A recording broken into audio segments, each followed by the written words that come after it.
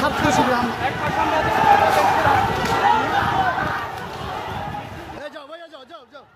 আমাদের যেহেতু intermediate student আছে, ওরা অনেক অল্প বয়সী স্টুডেন্ট, ছেলেমেয়েরা প্রচুর শিক্ষার্থী, নারী শিক্ষার্থী আছে।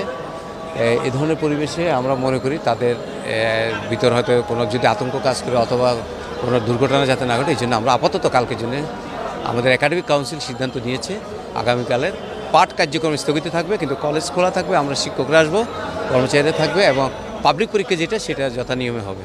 আইনগত বিষয় যা আছে সেগুলো আমাদের দিক থেকে যেটা আইনগত আমরা সেটা দেখব একাডেমিক বিষয় যেটা, আর আইনশৃঙ্খলা পরিস্থিতি আইনগত যেটা প্রশাসন আছে।